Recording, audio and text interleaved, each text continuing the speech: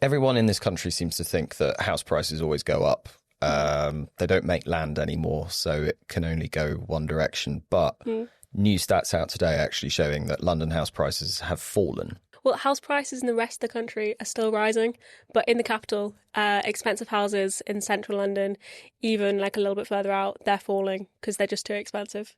So are a lot of young people who are desperately trying to get on the property ladder now finding that maybe their properties aren't shooting up in value as they used to for their parents? Yeah, and they're more likely to look for a house in Manchester, Newcastle, somewhere outside of London, because there's prohibitive costs of moving, stamp duty, general moving costs, high deposit. You need a financial aid to get on the housing ladder in London, and it's sort of more likely to be able to get onto it in a different part of the country. When was the last time house prices in London actually fell? They fell over the summer by small percentages, so it was 0.1%. June, July, they were down. People are quite worried about the budget all summer, so that hasn't really helped house prices either. A lot of uncertainty in the market, which hits house prices quite immediately. Speaking of the budget, obviously the mansion tax was a big point of discussion in the run-up to the budget.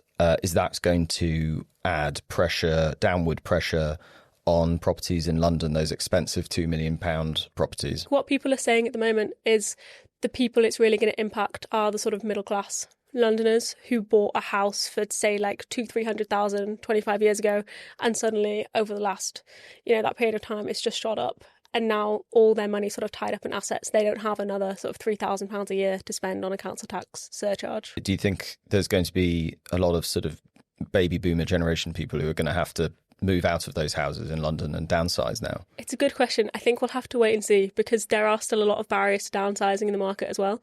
You've still got stamp duty, sort of general moving costs, and a lot of people don't want to downsize. So I think that's an open question as to how it'll affect the market. The tax isn't quite as bad as people had feared. There were a lot of sort of quite significant ones floating around. So I think there's a little bit of relief that it's not going to sort of, force people to sell up immediately.